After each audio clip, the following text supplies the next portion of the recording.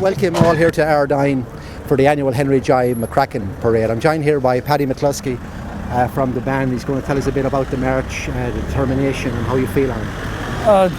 To be honest, the band's just completely devastated by the Praise Commission, the determination that they give on this route. We're there just to commemorate Henry Joy McCracken, a Presbyterian. The thing is, they've let 2 protests go ahead about our band in the march, but the band itself is not actually allowed to march at Clifton Street, so why give them the go ahead to protest when we won't be on Clifton Street? And we've been in contact with them all week and just no response from them. Okay, Paddy, thank you for that.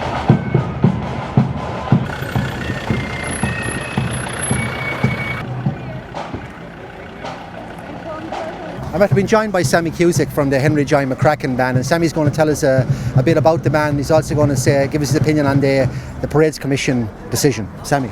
We formed the band almost 3 years ago. We formed it on the date. Coincidentally, we formed it on the date that Henry Joy McCracken was born, and we called it after him because he is a North Belfast patriot. He's buried in North Belfast, even though he's not from Belfast at all. But he led the rising in 1798 in the Battle of Antrim. We took a lot of inspiration from his ideals to join Catholic Protestant at the centre together. So what we done was we formed it. We had our annual parade. The first year we had it, the band wasn't ready to march, so we invited a Scotch band over, volunteer Brendan Hughes.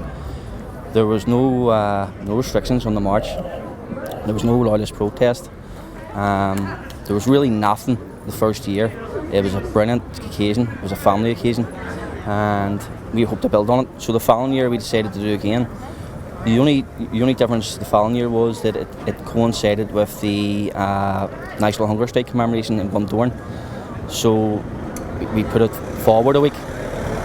So we did, and basically what happened was Nelson McCausland and the DUP yet again, through their blog, whipped up Unionist and Loyalist fears about the march, and the same old. They like all Unionists used to do. They marched the working class Unionists and Protestants to the top of the hill, but left them standing up there while they scurried away back down to the bottom. So there was a bit of aggro and a bit of argy-bargy with the leadership of the UVF, who seemed to in cahoots with the Orange Order, taking over the Orange Hall. When we tried to do speeches and talks in the graveyard, we were pelted with bricks, battles, golf balls, and everything else that others get their hands on. So this year we put in for it again. We wanted to build on the success last year. All sorts of bands were invited over. Some haven't came because of obviously I would say the fears of loyalist violence due to the young membership of the band. The loyalist violence, people need to realise that this is a symptom of unionism, doing what they do best, trying to deepen sectarian tensions, trying to attack their neighbours. If they had any bit at all, they would learn from Henry Joy McCracken about uniting with our fellow Republicans, Catholic Protestant centre, and making a better Ireland for us all. But unfortunately, they seemed entrenched in sectarianism. Sammy, today the Royal Black Preceptory are also having a march, which will be going through Carrickhill and through past St Patrick's Church, and at the same time a band from the area is not allowed parade on their own streets. What's your opinion on that?